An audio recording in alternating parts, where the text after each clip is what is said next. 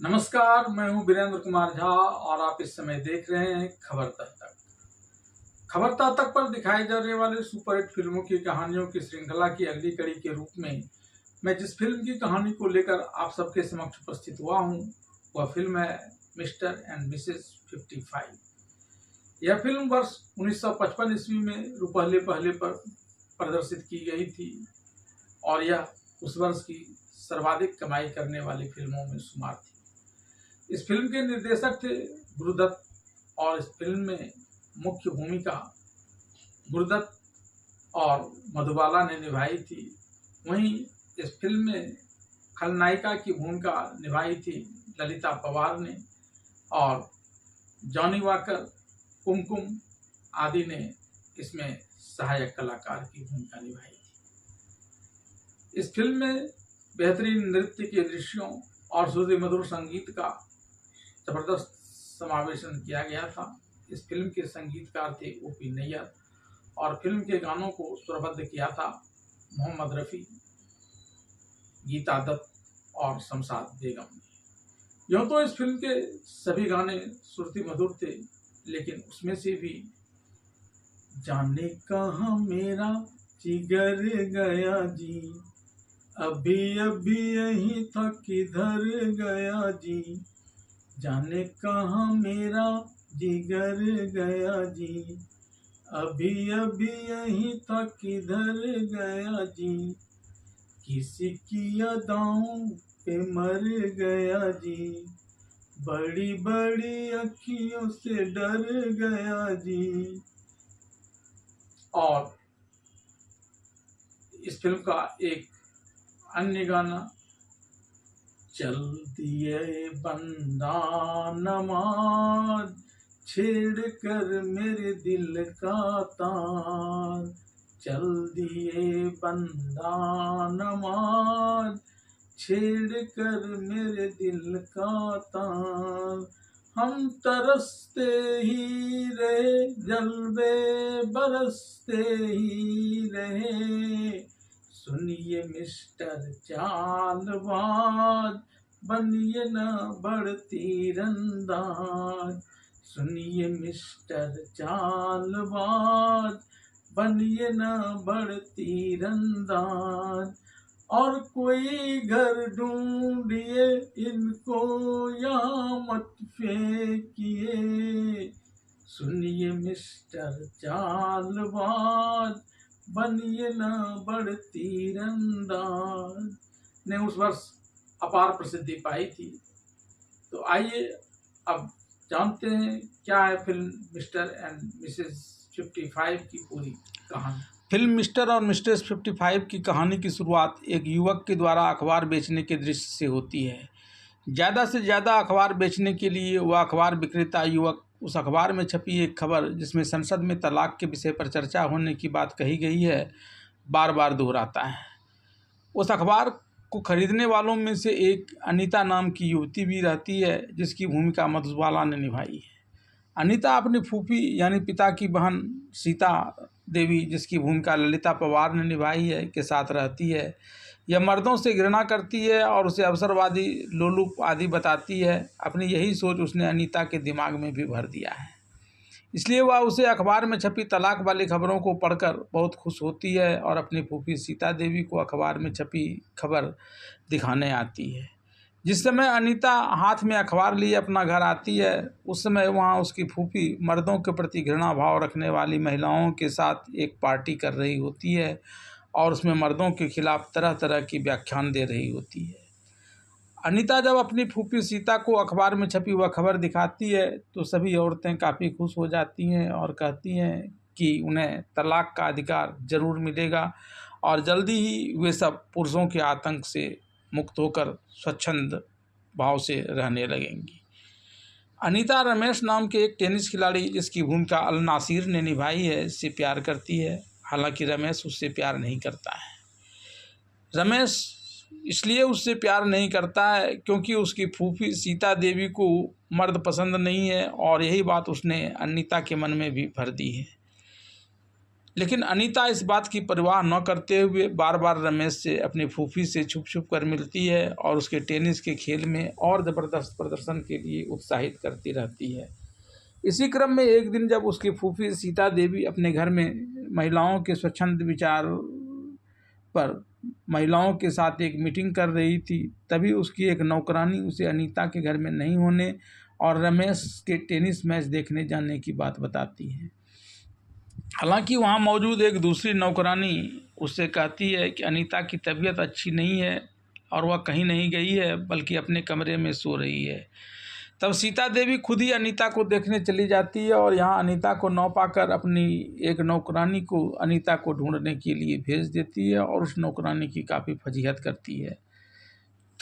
घर की बातों से अनजान अनीता टेनिस मैच के दौरान बार बार जीत हासिल करने के लिए रमेश का उत्साह वर्धन करती है। तभी उसे अपनी नौकरानी आती हुई दिखाई पड़ती है। वह सारा माजरा समझ जाती है और उस नौकरानी से आंख बचाकर छिपने के लिए इधर उधर भागने लगती है।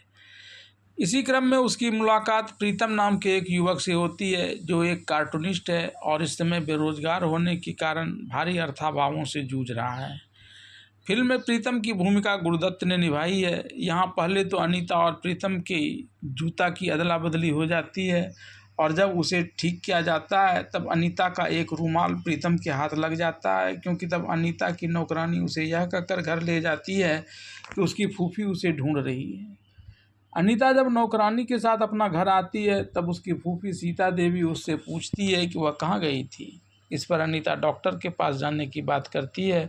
तब उसकी फूफी सीता देवी उससे कहती है कि नौकरानी ने उसे वहाँ से बुलाकर लाया है जहाँ उस वक्त रमेश टेनिस का मैच खेल रहा था।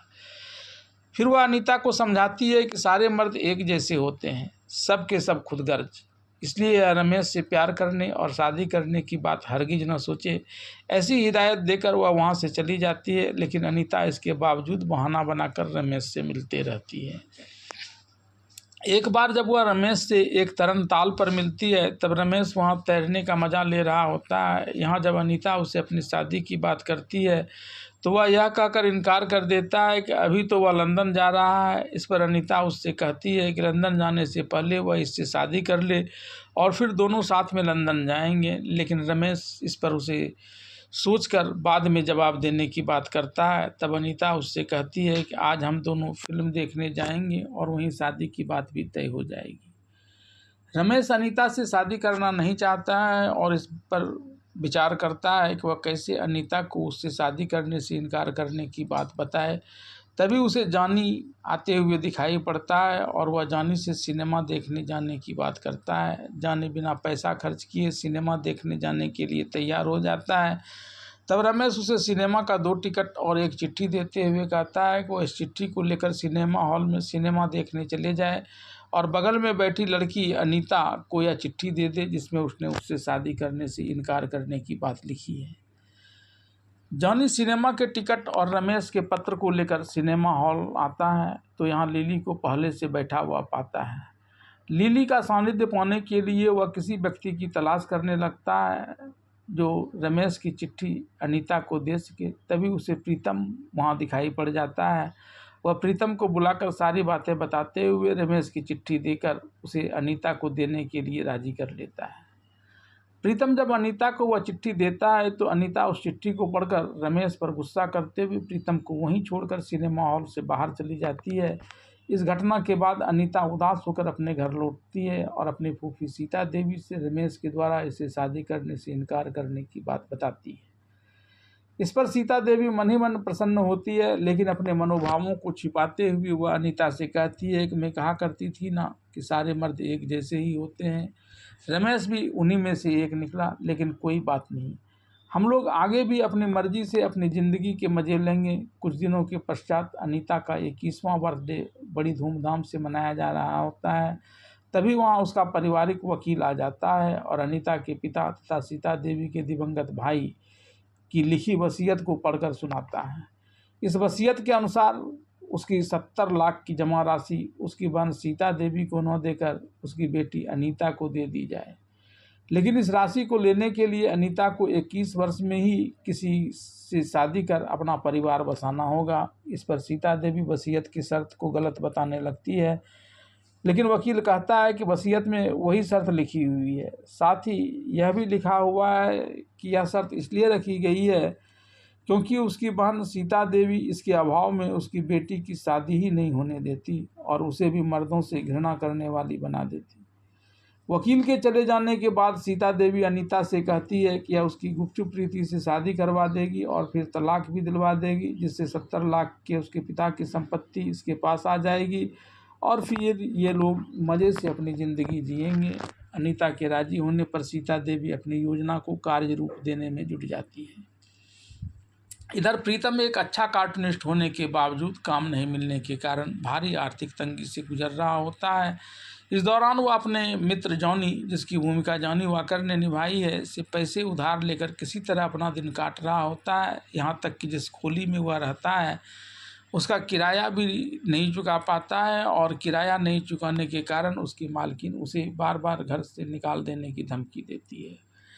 तब प्रीतम और जॉनी मिलकर एक नाटक करते हैं। प्रीतम बहाना बनाता है बीमार होने का और ऐसा कर वह लेट जाता है। जॉनी एक डॉक्टर को बुला कर ले आता है। डॉक्टर यहाँ आकर कहते हैं किसी दवा की नहीं, 3 टाइम खुराक की ज़रूरत है। इस पर जॉनी डॉक्टर से कहता है कि यह तो बेरोजगार है, यह 3 टाइम खाने का जुगाड़ कहाँ से करेगा। 1 टाइम का जुगाड़ आप कर दीजिए, अपने किसी स्टाफ को हटा कर इसे रख लीजिए। तब डॉक्टर वहाँ से अपना फीस लेकर यह कहते हुए चला जाता है कि वह ऐसा नहीं करेगा और इसे खुद ही अपने खुराक का जुगाड़ करना होगा। तब जॉनी प्रीतम के मकान मालकिन से कहता है कि अगर उसे बच्चा हुआ होता तो वह कितना खुश होती। इस पर वह कहती है कि तब वह बहुत खुश होती।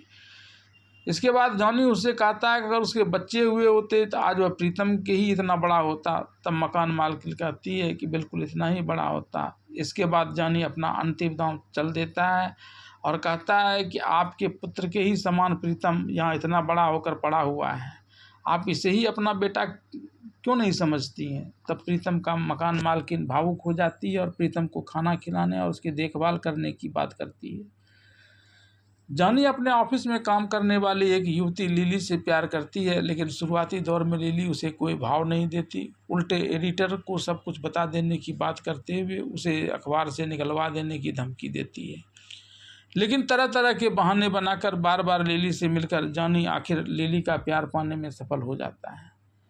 एक दिन प्रीतम अखबार के एडिटर शर्मा जी के पास एक कार्टून लेकर आता है। अखबार का एडिटर शर्मा जी प्रीतम के कार्टून की तारीफ तो ज़रूर करते हैं, लेकिन यह कहकर प्रीतम के नौकरी मांगने की मांग को टरका देते हैं कि उसके यहाँ पहले ही से एक कार्टूनिस्ट काम कर रहे हैं और वह एक को हटाकर दूसरे को नौकरी पर नहीं रख सकता। अखबार के एडिटर शर्मा जी के द्वारा इस प्रकार की बातें कहे जाने के बाद प्रीतम जब वहाँ से जाने वाला रहता है तभी शर्मा जी के पास सीता देवी का फ़ोन चला आता है। सीता देवी शर्मा जी से अपनी भतीजी अनीता के काम के लिए एक बेरोजगार युवक के बारे में बताने की बात करती है। इस पर शर्मा जी सीता देवी को बताते हैं कि ऐसा ही एक युवक अभी मेरे पास बैठा हुआ है जो काम की तलाश में यहाँ आया है। इस पर सीता देवी उसके पढ़े लिखे होने की बात करती है। तब शर्मा जी बताते हैं कि यह ग्रेजुएट है। तब सीता देवी शर्मा जी से तत्काल उसे अपने घर भेज देने के लिए कहती है। शर्मा जी प्रीतम को सीता देवी के घर का पता देते हुए वहां जाकर नौकरी ज्वाइन करने की बात बताते हैं। प्रीतम रेनकोट पहने हुए, हैट लगाए हुए सीता देवी के पास नौकरी की तलाश में आता है तो सीता देवी सबसे पहले उससे मैनर के नाम पर टोकती है। तुम्हें यह भी पता नहीं कि घर के अंदर हैट और रेनकोट नहीं पहना जाता है। इस पर प्रीतम हैट तो उतार देता है लेकिन रेनकोट यह कहते हुए नहीं उतारता है कि उसके पतलून की हालत ठीक नहीं है। तब सीता देवी उसे उसकी गरीबी को लेकर मजाक उड़ाती है और कहती है कि वह इतने दिनों तक बेरोजगार क्यों रहा। इस पर प्रीतम रोजगार न मिलने की बात बताता है। इसके बाद सीता देवी उसे अपने भतीजी अनीता के साथ शादी करने की बात कहती है, लेकिन जब वह उसके लिए उसे 250 रुपये महीने देने की बात करते हुए शादी के बाद कभी भी अपनी पत्नी से नहीं मिलने और जब ये लोग चाहें तब अपनी पत्नी को तलाक देने के लिए तैयार रहने की बात करती है। तब शादी के इन शर्तों को सुनकर प्रीतम वहाँ से उठकर यह कहते हुए जाने लगता है कि उसे ऐसी खुदगर्जी वाली शादी नहीं करनी है। लेकिन वापसी के क्रम में जब वह दीवार पर टंगी अनीता की फ़ोटो देखता है तो सीता देवी के पास वापस आकर इस शादी के लिए अपनी सहमति दे देता है। तब सीता देवी उसे 20 तारीख को शादी के रजिस्ट्रार के ऑफिस में आने के लिए कहती है। अनीता को भी सीता देवी उसके शादी करने की बात बताती है, लेकिन उसकी शादी किससे होगी यह बात नहीं बताती है। निर्धारित तिथि को प्रीतम शादी के रजिस्ट्रार के ऑफिस में आता है तो यहाँ अनीता से उसकी मुलाकात हो जाती है। अनीता की फूफी सीता देवी इस समय रजिस्ट्रार के ऑफिस में हैं, इसलिए वक्त काटने के लिए प्रीतम अनीता के पास चला जाता है। यहाँ अनीता उसे बताती है कि आज उसकी शादी होने वाली है, लेकिन जिससे उसकी शादी होने वाली है यह उसे पसंद नहीं करती है। इस पर प्रीतम अनीता से पूछता है कि क्या उसने अपने होने वाले पति को देखा है। इस पर अनीता उसे नहीं देखने की बात करती है। तब प्रीतम कहता है कि जब इसने उसे देखा ही नहीं तो फिर वह उसे लेकर पहले ही से मन में भ्रांति क्यों पाले हुए है। इस पर अनीता कहती है कि मुझे उस पर इस बात के लिए गुस्सा है कि वह 250 रुपये महीने के लिए मुझसे शादी करना चाहता है, काम कर अपनी ज़िंदगी गुजार बसर करना नहीं चाहता। इस पर प्रीतम अभी यह कह ही रहा होता है कि हो सकता है कि आप जो समझ रही हो वैसा न होकर दूसरा ही कोई बात रहे जिस कारण वो आपसे शादी करना चाह रहा हो। लेकिन तभी शादी के रजिस्ट्रार ऑफिस से उसका बुलावा आ जाने के कारण वह रजिस्ट्रार ऑफिस के अंदर चली जाती है। वहाँ रजिस्ट्रार उसे कागज़ में शादी की शर्तों को लिख कर देते हुए पढ़ने के लिए कहते हैं। फिर रजिस्ट्रार वर को वहाँ बुलाते हैं तो वर के रूप में प्रीतम वहाँ आ जाता है। प्रीतम को वहाँ आया देखकर अनीता चिढ़ जाती है, लेकिन प्रीतम उसकी अनदेखी कर उसके बगल में बैठ जाता है। तब रजिस्ट्रार उसे भी शादी की शर्तों वाली एक कागज़ देकर पढ़कर सब कुछ समझ लेने के लिए कहता है। इसके बाद रजिस्ट्रार दोनों से शादी के सर्टिफिकेट पर दस्तखत करने के लिए कहते हैं। प्रीतम तो बड़े प्रेम से इस पर दस्तखत कर देता है, लेकिन अनीता क्रोधित होकर इस पर दस्तखत करती है और वहाँ से निकल जाती है। उसके पीछे पीछे प्रीतम भी निकल कर जाने लगता है। तब अनीता की फूफी सीता देवी उसे 250 रुपये का एक चेक देते हुए कहती है कि अब इसके बाद वह अनीता से कभी नहीं मिले और जब यह कहेगी तब उसे तलाक दे दे। अनीता से ब्याह होने के बावजूद जब अनीता प्रीतम से नहीं मिलती है तब प्रीतम अपने दोस्त जॉनी के साथ उसके अखबार के दफ्तर में आता है। यहाँ शर्मा जी उसे देखकर पूछते हैं कि कैसी चल रही है तुम्हारी सीता देवी के घर की नौकरी। इस पर प्रीतम कहता है कि यह तो इस अजीबो गरीब नौकरी से तंग आ गया है और उसे छोड़ देना चाहता है। तब इस अखबार के संपादक शर्मा जी कहते हैं कि अगर उसे वह नौकरी पसंद नहीं है तो इसके यहाँ कार्टूनिस्ट की नौकरी कर ले, क्योंकि पुराना कार्टूनिस्ट अब काम पर नहीं आ रहा है। तब प्रीतम कार्टूनिस्ट के तौर पर इस अखबार के लिए काम करने लगता है और एक दिन अपनी ही शादी की शर्तों को लेकर सीता देवी और अनीता की तस्वीर लगाते हुए एक अनोखा कार्टून अखबार में छाप देता है, जिसे खरीदने के लिए लोगों में होड़ लग जाती है। अनीता की नौकरानी भी जब अखबार में इस कार्टून को देखती है तो वैसे अनीता और सीता देवी को दिखाती है। तब सीता देवी प्रीतम के पास आ जाती है और उसे तयशुदा शर्त के अनुसार एक चेक देते हुए कहती है कि जब यह शर्त के अनुसार उसे पैसा दे ही रही है तो फिर उसने ऐसा कार्टून क्यों छापा। इस पर प्रीतम कहता है कि उसे पैसे ही तो मिल रहे हैं, पत्नी का प्यार तो नहीं मिल रहा है। तब सीता देवी प्रीतम को अपनी पत्नी से तलाक देने के लिए कहती है, लेकिन प्रीतम ऐसा करने से साफ इनकार कर देता है। इस पर सीता देवी कहती है कि वह कचहरी में यह बात कहकर उसे तलाक दिलवा देगी कि यह अनीता को अपने घर में प्रताड़ित करता है। इस पर प्रीतम कहता है कि आप जो चाहे कर लें, लेकिन मैं तलाक देने वाला नहीं। और फिर वह बताता है कि अदालत भी यह कहकर उसे तलाक की अर्जी को ठुकरा देगा कि जब इसकी पत्नी उसके साथ रहती ही नहीं है तो यह प्रताड़ित कैसे करता है। इसके बाद सीता देवी वहाँ से चली आती है और अनीता के मन में प्रीतम के लिए और ज़्यादा नफरत पैदा करने वाली बात बताती है। एक दिन जॉनी अपनी प्रेमिका लिली के साथ एक डांस क्लब में जाने की योजना बनाता है। तभी प्रीतम वहाँ आ जाता है, जिसे देखकर लिली उससे कहती है कि वह भी इन दोनों के साथ डांस क्लब चले।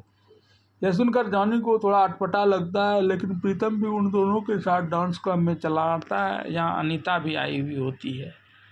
अनीता लिली की पढ़ाई के वक्त की दोस्त है, इसलिए लिली उसे अपने साथ लेकर अपने पति जॉनी और अपने पति के दोस्त प्रीतम से मिलाने ले आती है। यहाँ प्रीतम और अनीता एक दूसरे को पहले से पहचानते हुए भी इस तरह का बर्ताव करते हैं मानो पहली बार मिल रहे हों। इसके बाद अनीता गाना गाने के लिए चली जाती है और लिली जॉनी के साथ डांस करने लगता है। डांस क्लब में चलने वाले गाने और डांस को देखकर प्रीतम भाव विभोर होकर सोचने लगता है कि काश अनीता भी उसके हाथों में हाथ डालकर इसी प्रकार से नृत्य कर रही होती जैसा कि अन्य लोग कर रहे हैं। डांस क्लब से आने के बाद जॉनी प्रीतम को बड़ा उदास देखता है तो इससे उसका कारण पूछता है। जब प्रीतम उस कारण को बताता है तो वह प्रीतम को एक योजना पर काम करने के लिए कहता है। इस योजना के अनुसार प्रीतम और जॉनी अनीता के घर के पास आकर खड़ा हो जाता है, जहां इस समय अनीता के कार का ड्राइवर गाड़ी को झाड़ पोंछ रहा होता है। जॉनी ड्राइवर के पास पहुंच जाता है और उसकी मूंछों की प्रशंसा करते हुए उसे फुलाकर कुप्पा कर देता है। फिर यह उससे इस बात की जानकारी प्राप्त कर लेता है कि जल्दी ही अनीता को इस कार से कहीं जाना है। इसके बाद वह कार के ड्राइवर की मूंछों की एक बार फिर से प्रशंसा करते हुए उसके साथ बगल में चलकर कुछ खाना खाने की बात करता है। पहले तो कार का ड्राइवर उसके साथ जाने से इनकार करता है कि जल्दी ही अनीता मालकिन को कहीं जाना है, लेकिन इस सब के बावजूद जॉनी उसे यह कहकर अपने पास बुला लेता है कि हम लोग बगल ही में तो रहेंगे। जैसे ही अनीता मालकिन कार पर जाने के लिए घर से निकलेगी यह तुरंत वहाँ आकर कार पर उन्हें बिठाकर लेकर चला जाएगा।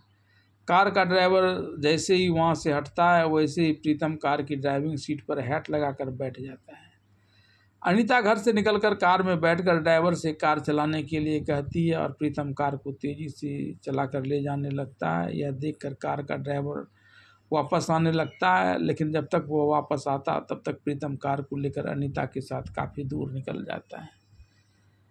हैट पहने हुए होने के कारण अनीता शुरू में ड्राइवर की जगह पर बैठे प्रीतम को पहचान नहीं पाती है, लेकिन जब वह उसे गौर से देखती है तो उस पर गुस्सा करते हुए गाड़ी को वहीं रोकने के लिए कहती है, लेकिन प्रीतम गाड़ी को नहीं रोकने की बात करता है। इस पर जब अनीता गाड़ी से कूद जाने की धमकी प्रीतम को देती है तब प्रीतम कहता है कि बेशक वह कूद जाए लेकिन यह गाड़ी की गति को कम नहीं करेगा। तब अनीता डर जाती है और कार में ही बैठी रहती है। धीरे धीरे जब अंधेरा छाने लगता है तब प्रीतम एक जंगली इलाके में कार को बंद कर उतर जाता है और कार के इंजन को ठीक करने का नाटक करने लगता है।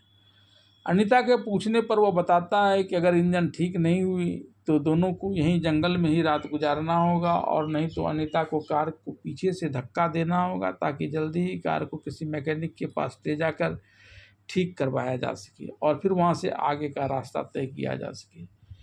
जब अनीता कार को पीछे से धक्का देने लगती है और प्रीतम कार की हैंडल को संभालते हुए कार को आगे ले जाने लगता है तब कार स्टार्ट हो जाता है, क्योंकि कार में कोई खराबी तो थी नहीं। प्रीतम उसे ऑन कर देता है। प्रीतम इसके बाद उस कार में अनीता को बिठाए अपने भाभी के घर चला आता है। कार को दरवाजे के पास रोककर प्रीतम अनीता को कार से उतरकर अपने साथ अपनी भाभी के घर जाने के लिए कहता है, लेकिन अब अनीता कार से उतरने से इनकार कर देती है। तब प्रीतम उसे गोद में उठाकर ले जाने लगता है। तभी सामने भाभी को आते देख वह शर्मा जाता है और अनीता को वहीं नीचे रखकर भाभी का चरण स्पर्श करता है। उसकी भाभी उसे अनीता को इस प्रकार उठा लाने की वजह पूछता है तो प्रीतम बताता है कि उसके पैरों में मोच आ गई है, इसलिए वह इसे उठाकर घर के अंदर ले जा रहा था। इसके बाद प्रीतम की भाभी उससे अनीता को ब्याह करवाने के बारे में पूछता है तो प्रीतम उसे बताता है कि वह तो अभी कुमारी है और अभी 20 वर्ष और कुमारी रहेगी। इसके बाद प्रीतम की भाभी उससे अनीता को ऊपर वाले कमरे में ले जाने की बात कहकर सभी के लिए खाना बनाने चली जाती है। प्रीतम अनीता से ऊपर वाले कमरे में चलने के लिए कहता है तो अनीता उसे उठाकर ले जाने की बात करती है और प्रीतम के इनकार करने पर वो उसकी भाभी को आवाज़ देने लगती है। तब प्रीतम उसे गोद में उठाकर सबसे ऊपरी मंजिल पर ले जाता है, जहां बच्चे उन दोनों को इस प्रकार आते देखकर हंसने लगते हैं।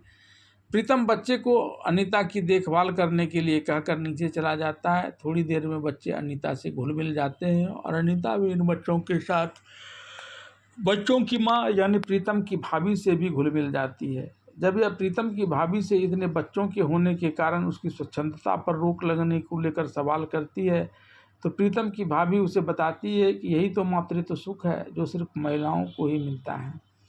बच्चों को पालने में, परिवार वालों की देखभाल करने में जो आनंद मिलता है वह दूसरी जगह कहाँ मिलता है।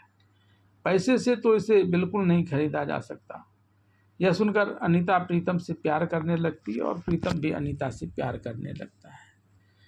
प्रीतम और अनीता को इस प्रकार से प्यार करते अभी कुछ ही दिन बीते थे कि एक दिन अनीता की फूफी सीता देवी अपनी नौकरानी के साथ कार से वहां आ जाती है। इसे देखकर प्रीतम नीचे आता है।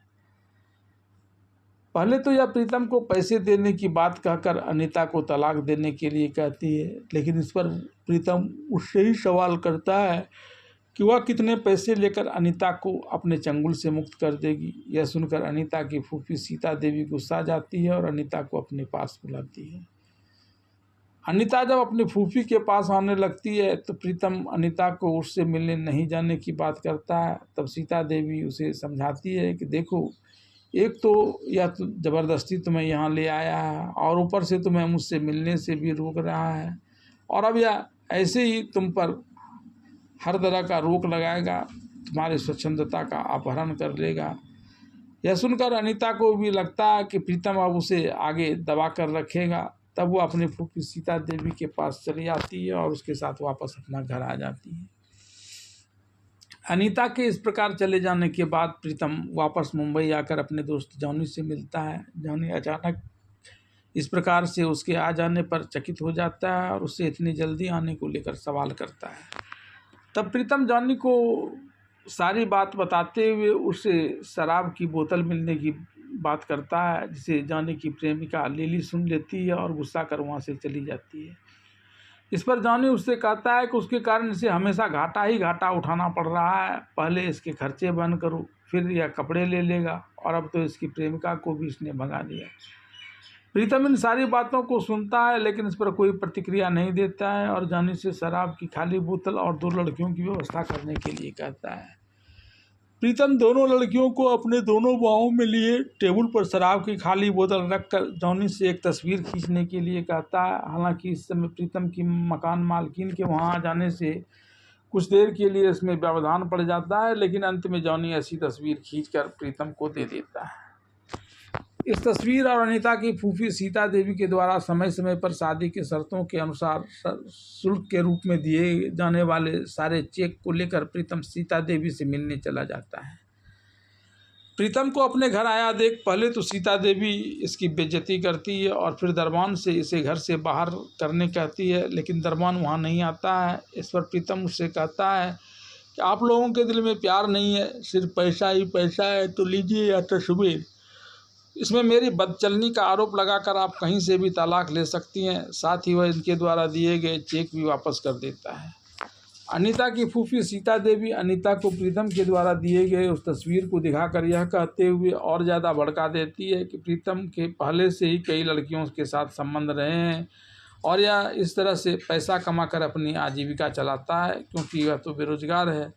यह इससे भी प्रेम का नाटक इसलिए कर रहा है ताकि इससे पैसे ऐंठ सके। इस पर जब अनीता उससे पूछती है कि उसके पास प्रीतम की यह तस्वीर कैसे आई, तब सीता देवी यह कहकर अनीता के क्रोध को और भड़का देती है कि यह तस्वीर उसे प्रीतम की शिकार हुई एक लड़की ने दी है। इसके बाद सीता देवी इन तथ्यों को लेकर अदालत में तलाक का एक मुकदमा दर्ज कर देती है। अदालत में प्रीतम यह तस्वीर अपने होने की बात को स्वीकार कर लेता है, लेकिन वह उन लड़कियों के बदचलन होने की बात से साफ इनकार कर देता है।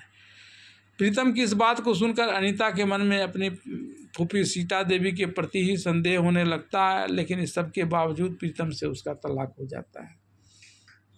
प्रीतम से तलाक के बाद जब अनीता अपनी फूफी सीता देवी के साथ घर आती है तो वह उदास रहने लगती है, जिसे देखकर उसकी एक आया उसे समझाती है कि शादी के बंधन में बंधने से किसी की स्वतंत्रता नष्ट नहीं होती है, उल्टे इससे एक दूसरे के प्रति प्यार की भावना पनपती है। आया की यह बात सुनकर अनीता का प्रीतम के प्रति गुस्सा समाप्त हो जाता है और वह मन ही मन प्रीतम से प्यार करने लगती है, लेकिन वह आया से कहती है कि अगर शादी के बंधन से प्यार बढ़ता है तो प्रीतम उसे मनाने क्यों नहीं आया। इस पर उसकी आया उसे समझाती है कि अगर वह नहीं आया तो यह भी तो जाकर उसे मना सकती है, उससे प्यार कर सकती है।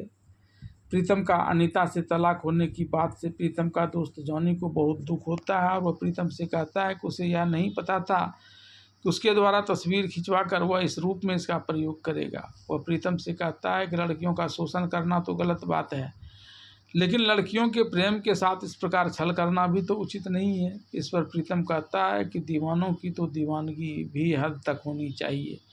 इसलिए उसने ऐसी तस्वीर खिंचवाकर अनीता की फूफी सीता देवी को दे दिया था।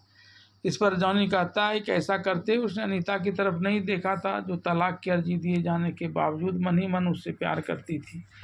इसके बाद प्रीतम दिल्ली जाने और वहां से वापस मुंबई नहीं लौटने की बात जॉनी को बताता है।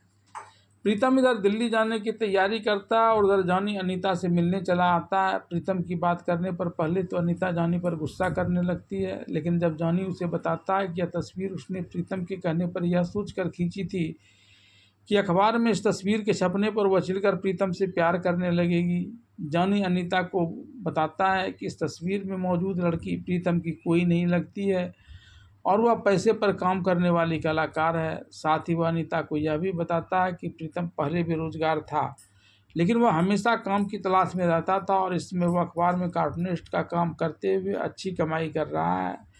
फिर वह यह भी बताता है कि प्रीतम की नज़र उसके पैसे पर नहीं थी बल्कि उसके प्यार पर थी, इसलिए उसने तुमसे शादी करने के शर्तों के अनुसार जितने भी रुपये के चेक उसे मिले थे उन सारे चेक को तुम्हारे फूफी सीता देवी को लौटा दिया था। इस पर अनीता प्रीतम के दोस्त जॉनी से कहती है कि उसकी फूफी सीता देवी ने तो उसे इस तस्वीर को प्रीतम के द्वारा सताई गई लड़कियों के द्वारा दी गई बताई थी और पैसे भी नहीं लौटाने की बात कही थी। तब जॉनी कहता है कि तुम्हें मेरी बातों पर भरोसा नहीं हो रहा है तो मैं तुम्हें वह निगेटिव लाकर दे देता हूं जो अभी भी मेरे पास है। यह जानकर अनीता पश्चाताप करने लगती है और प्रीतम से प्यार करने लगती है। तब जॉनी उसे बताता है कि अगले दिन सुबह 8 बजे की फ्लाइट से प्रीतम हमेशा के लिए दिल्ली चला जाएगा।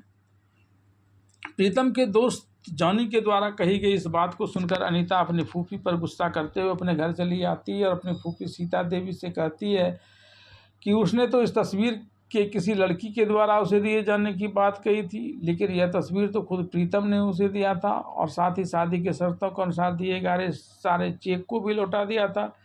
तब सीता देवी कहती है कि अब तो जो होना था वह हो गया, अब कल तुम्हें अदालत में जाकर तलाक का सर्टिफिकेट ले लेना है। इस पर अनीता कहती है कि वह न्यायालय में तलाक का सर्टिफिकेट नहीं लेगी बल्कि प्रीतम के पास जाकर उसके साथ रहेगी। तब सीता देवी उसे एक कमरे में बंद कर देती है और खुद ही अदालत से अनीता और प्रीतम के तलाक के सर्टिफिकेट लेने चली जाती है ताकि इसके आधार पर वह अपने भाई की सारी संपत्ति पर कब्जा जमा सके। इधर प्रीतम अगले दिन हवाई अड्डे पर दिल्ली जाने के लिए आता है तो उसे शाम की फ़्लाइट का टिकट मिलता है। तब वह एरोड्रम के पास ही रुककर अपनी फ़्लाइट का इंतज़ार करने लगता है। इधर कमरे में बंद अनीता वहां से निकलकर प्रीतम से मिलने के लिए छटपटाने लगती है। तभी उसके मन मस्तिष्क में एक आइडिया आता है। वह कई साड़ियों को आपस में जोड़कर उसके सहारे खिड़की से कूदकर नीचे आ जाती है और एक टैक्सी पकड़कर एरोड्रम की तरफ जाने लगती है। रास्ते में उसे प्रीतम का दोस्त जॉनी और उसकी प्रेमिका लिली मिलती है। वह दोनों भी उसके साथ ही प्रीतम को दिल्ली जाने से रोकने के लिए कार में सवार हो जाते हैं। काफ़ी जल्दी करने के बावजूद जब इनका टैक्सी एरोड्रम पर पहुंचता है तब दिल्ली जाने वाला हवाई जहाज का टेक ऑफ हो जाता है, जिसे देखकर अनीता काफ़ी उदास हो जाती है और पश्चाताप करने लगती है। तभी पीछे से प्रीतम उसके कंधे पर हाथ रखता है। अनीता उसे देखकर चौंक जाती है और कहती है कि अब यह उसे अपने पास से कहीं नहीं जाने देगी। ऐसा कहते हुए प्रीतम को अपने आगोश में ले लेती है। तब प्रीतम उससे कहता है कि एरोड्रम पर लोग उसे देख रहे हैं, यह लोग उसे ऐसा करते हुए देखकर क्या कहेंगे। तब अनीता कहती है कि लोग यही कहेंगे कि एक बेवफा शौहर अपनी पत्नी को छोड़कर भागा जा रहा है और पत्नी उसे मना रही है। उन दोनों के आलिंगनबद्ध इस दृश्य के साथ ही फिल्म मिस्टर एंड मिसेस 55 की कहानी यहीं समाप्त हो जाती है।